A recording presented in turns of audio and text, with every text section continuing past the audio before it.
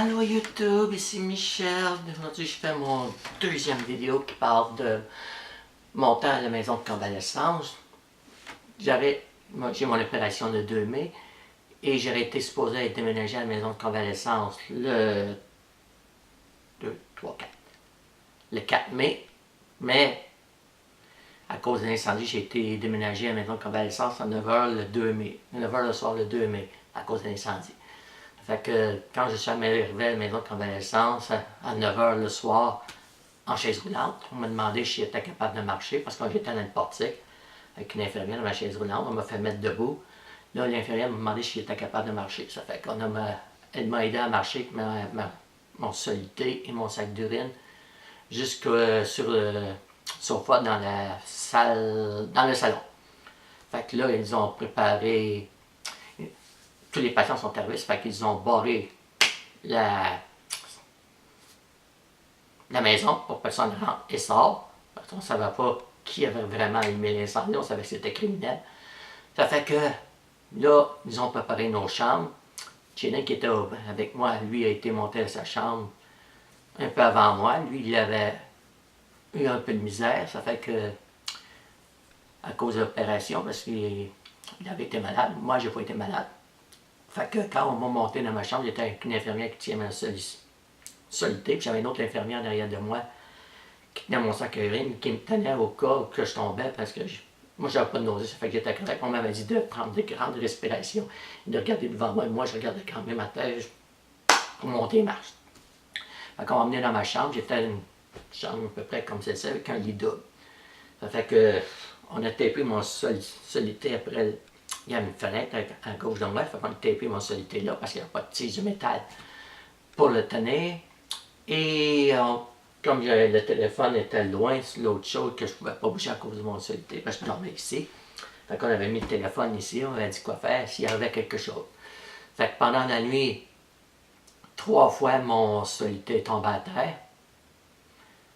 Ça fait que les 3 fois j'ai appelé pour qu'on vienne le remettre à sa place. Ensuite, la 3e fois, disons que j'étais pas de bonne humeur. Ça fait 3 fois qu'il me réveillait avec toutes les émotions. Là, moi, je voulais dormir. Je voulais le laisser à terre, mais j'étais là, je ne peux pas le laisser à terre. Ça me donne... Ah, j'ai besoin de ça. Ça fait que j'ai appelé l'infirmière qui est venue me l'arranger, la remettre à sa place au lieu de le taper. Elle a ouvert mon garde-robe qui était à ma gauche. Elle a pris un cintre. Elle a passé le crochet de cintre à travers le trou de solité. Elle l'a accroché après la porte de mon garde-robe. Ça fait que ça a solutionné le problème. Moi, je ne l'ai pas regardé faire parce que à chaque fois qu'elle venait dans ma chambre, la lumière était trop forte pour mes yeux. Je mettais ma main de même pour ne pas rien voir. Elle m'avait dit qu'elle avait fait ça, mais je l'ai remerciée. Fait qu'à 6h le matin, elle est venue me faire un traitement. Et quand elle a ouvert la porte, ça m'a tout de suite réveillé. J'ai regardé, mon solité était encore là. Ça fait que j'étais là, yeah! Là, le mardi, j'étais comme prisonnière de ma chambre. Ça fait que on m'a dit que ne pas bouger, de rester au lit. C'est ça que j'ai fait. Ça fait que. Mais le matin vers 11h et après dans l'après-midi, au début de l'après-midi, après le dîner, et vers 4h dans l'après-midi, on est venu. Ils avaient rentré une tige de l'hôpital à la maison de convalescence. Ça fait qu'on a mis mon solité après. Et là, j'étais avec l'infirmière. On a marché jusqu'au bout du corridor et on revenait. On l'a fait rien qu'une fois, à chaque fois, là, à 11h, 1h et 4h. Si j'avais été à la maison de convalescence, à la clinique, on m'aurait vu marcher avec mon chose plus souvent. Mais, ouais, j'étais poigné à ma maison de convalescence. Puis aussi, cette journée-là, à tout bout de champ, on venait me changer mes sacs de glace. Je n'étais pas encore autonome. Et le déjeuner était très bon, mais je m'en souviens pas. Le dîner aussi, sauf que pour dîner, j'avais un lit qui montait et qui descendait. Comme il n'y avait pas de table, on avait pris le chaud de mon porte-bagages, on avait mis mon lunch dessus. Ça fait, il était à peu près à cette hauteur-là, la hauteur du lit. Ça fait que pour manger, bien, je ne pouvais pas m'asseoir confortablement comme ça à cause de l'opération. J'étais obligé de me pencher de même et je mangeais de même. Pas vraiment le fun. Fait que quand il est venu le temps de souper, j'ai demandé à m'asseoir, il y avait une chaise. Fait qu'on a pris le porte-bagages pour mon souper. J'avais ma chaise, le porte-bagages m'arrivait à peu près aux genoux. Je suis obligé de me pencher, pour manger, puis il était collé sur mes genoux. J'avais peur de le kicker, d'avoir un espace puis de le kicker, mais c'est pas arrivé. Ça fait que là, ça a bien été. Je sais que dans la nuit du mardi au mercredi, j'ai eu beaucoup de mal. Je suis une personne soit qui tolère le mal ou qui combat. Pour moi, c'est les deux. Ça fait que j'ai attendu trop longtemps. Quand j'ai appelé pendant la nuit, l'infirmier Patrick est venu me donner, une shot. Et j'ai bien dormi le reste du temps jusqu'à 6 heures quand il est venu me faire un traitement. Là, à 7h45, on est venu m'enlever mon soluté, le mardi matin, le mercredi matin, mon soluté. Là, on m'avait dit que je pouvais aller à 7h45, ça fait que après ça, on m'avait dit que je pouvais aller déjeuner avec les autres en bas, ça fait ce que je me suis empressé de faire. Et j'ai pris, on était à quelque chose comme 8, 9 patients dans la salle de dîner, c'était vraiment intéressant. J'ai beaucoup aimé les heures de repos parce qu'il y a beaucoup de discussions avec des gens, pas rien du Québec, mais de partout au Canada. Il y avait 3 patients de Colombie-Britannique, une de Kelowna et 2 de Victoria.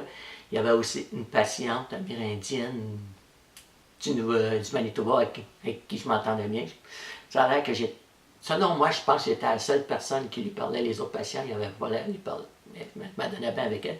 Sa chambre était à côté de la mienne, puis elle-même, avant que j'arrive, elle dit qu'elle s'ennuyait. Elle est partie le jeudi matin. Et moi, je me suis ennuyé. Et le jeudi matin, quand je suis descendu pour déjeuner, une infirmière me dit qu'elle me faisait dire allô. Je ne me souviens pas de son nom, j'avais même savoir son nom. Mais moi aussi, quand elle est partie, je me suis ennuyé. Sur le mercredi, on m'avait enlevé mon soluté vers 7h45. Plus tard, on m'a enlevé mon sac d'urine et on m'a mis le cathéter que j'ai détesté. Parce que quand j'urinais, une fois que le cathéter était vide, il y avait comme un reflux, comme puis l'air rentrait dedans, ça faisait très mal. Ça fait que j'ai une amie qui m'a dit de uriner à 95, vider ma vaisselle à 95%. Je me demandais comment faire. À un moment donné, je me suis aperçu que quand mon flot d'urine diminuait, je disais ok, j'en ai presque plus, je le fermais. Mais encore là, ça faisait encore mal. Ça fait que tout a bien été. Le jeudi, j'ai eu un peu de mal. Parce que moi, je n'étais pas capable de m'asseoir sur mon opération, même avec le bain. Ça fait que quand j'allais dîner au souper, j'étais tôt sur une fesse. Ben le fun. Ça fait que le vendredi matin, on m'a enlevé le pansement vaginal après déjeuner. Et ensuite, je me suis précipité à ma chambre pour regarder mon vagin. J'étais là, waouh, il est tellement beau. J'aurais dû avoir ça bien avant. Attendre 52 heures pour avoir un vagin. Ça fait que tout a bien été le vendredi, malgré que dans la nuit à vendredi, samedi, je n'avais pas demandé de painkillers pour dormir. J'aurais dû en demander parce que je me suis réveillé pendant la nuit, j'avais mal. Et je pense pas avoir appelé. J'ai peut-être appelé pour avoir des painkillers, mais je pense pas. Mais après ça, toutes les autres nuits, le samedi et dimanche, je demandais un painkillers avant de m'endormir. Parce que je me couchais d'habitude assez de bonne heure, à 9h le soir. Et à 10h30, il passait à me donner un médicament. Je demandais un painkiller, j'avais plus de mal. D'habitude, des painkillers, j'en demandais 2, mais à un moment donné, j'ai baissé à 1 pour voir que ça allait faire. Un, ça faisait l'affaire. Ça fait que le vendredi, on m'a enlevé mon pansement vaginal. Le samedi, on m'a enlevé le moule vaginal. Quand je l'ai vu, ça avait l'air d'une grosse saucisse, un gros pogo. Là, ensuite, c'était ma première dilatation. Une infirmière est venue me montrer comment faire. Elle m'a montré comment laver les dilatateurs, combien mettre de lubrifiant dessus. Elle m'a montré comment faire pour le show. Elle avait faire la dilatation. Elle m'avait donné le dilatateur. Je voulais rentrer, mais il ne rentrait pas. C'est là qu'elle m'a dit Michel, en dessous du cathéter. Ça a bien rentré. Fait que là, c'était à 10 minutes. L'infirmière l'a timé. Pendant ce temps-là, elle était partie. Elle avait un timer avec elle. Après 10 minutes, elle est venue me dire que c'était fini. Là, elle a mis du lubrifiant après l'autre, dilatateur. Elle est partie pendant, celle-là durait 15 minutes, elle est partie pendant 15 minutes, l'autre 15 minutes, elle est venue me voir et me dit que cette dilatation-là était finie. Ensuite, j'ai pris une douche, J'étais en bas pour faire une douche vaginale. J'ai pris ma première douche, quelque chose comme ça. Et c'est là que la première douche, je trouvais que j'étais sale. Mais c'était des bleus, en réalité, que je faisais. Fait que, après ça, j'ai eu une deuxième dilatation à 1h l'après-midi. Ensuite, un bain de siège. J'avais une autre dilatation à 4h l'après-midi. Ensuite, ben pas de bain de siège.